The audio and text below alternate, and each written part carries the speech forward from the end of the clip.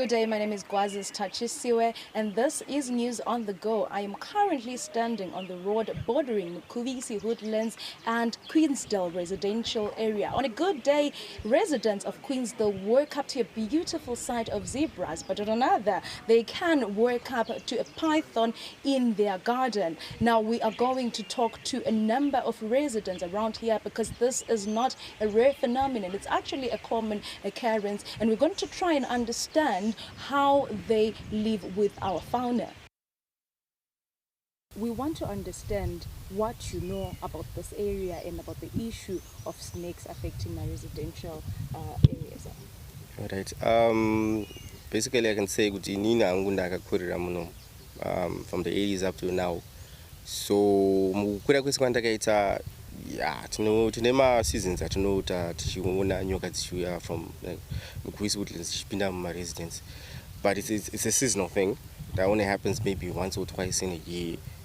Usually time yekunaya steady because dzinenge dzichitiza ma wetlands, and the Mukuvisi river rinenge rakuta richita serichisumukira, saka most of these snakes would actually move from the woodlands into my residence. So issue iripo apa ndeyekuti previously, I think before the geopomona, vanhu vairasa marara akawanda. So people have got a tendency of like throwing like litter all over the place. Saka izvozvo zvinomanya ndozvinokonzeresa kuti ma rodents awi like makonzo and stuff. Saka makonzo aya manje ndo anoattracta nyoka dzakawanda. Because from what I understand, most muka dzihombe, talking about the kudus, the zebras, elephants at one point, giraffe. So the python manje ibati something as big as a giraffe. I don't think it's like efficient for it. So it's better where you can find easy catch.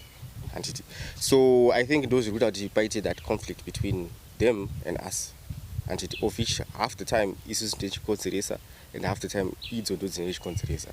So when Geopomona started doing this job, not bijana. So I think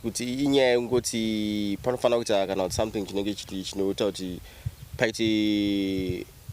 demarcation between this side and that side. Maybe when a proper, I don't know, a proper fence, something like a draw in a certain height, whereby it doesn't like allow movement from this side onto the other side.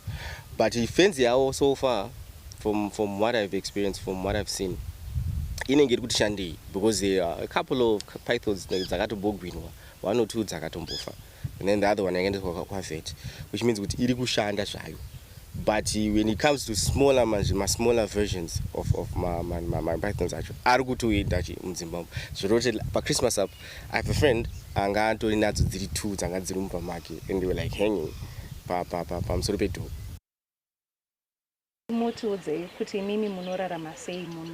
Given that Mukuvisi Woodlands Paduze and the residential area in Paduze Shaka. Maita mwanangu. Ini ndiri mugari wemuno road inonzi Plaza Week Road iri parallel to Mukuvisi Woodlands. Tinonzi Dr. Naomi Kakungu.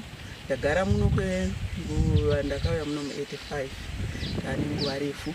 Asi ndinofarira zvikuru Mukuvisi Woodlands nekuti tinowana mhepo yakanaka nemiti, uye zvinoita nguva zhinji unogona kungofamba uchinzwa shiri dzichirira kumangwanani, zvakasiyana siyana zvinoitika. Tinoonawo mhuka dzine mhuri dzakasiyana siyana dzatinoona munguva dzakasiyana siyana.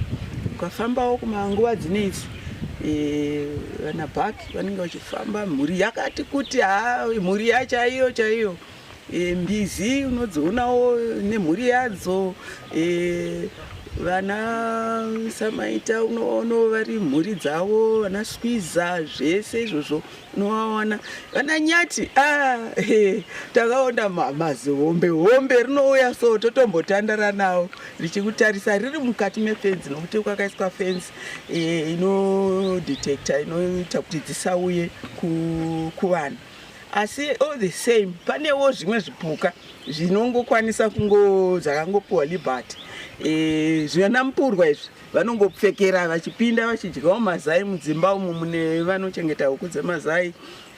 Magore rino tiri kuona nhuta nhuta taifunga dzinongosvika kune mbambaira kana zvimwe zvidya zvadzinowana pasi asi izvi zvikuona kana pauswa hulo watoti loni dzakangotukudza hamene kuti gore rino nyaya yemvura here kana kuti kunini pati tiri kuona dzakati wandei.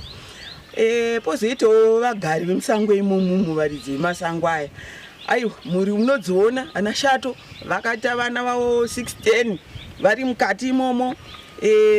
Nyoka dzakasiyana siyana vana green grass vana pafada depending nenguva kuti dzinenge dzichifamba sei unodzionawo dzinouya dziri kutsvagawo rurarama zvatiri kungoita tese tese.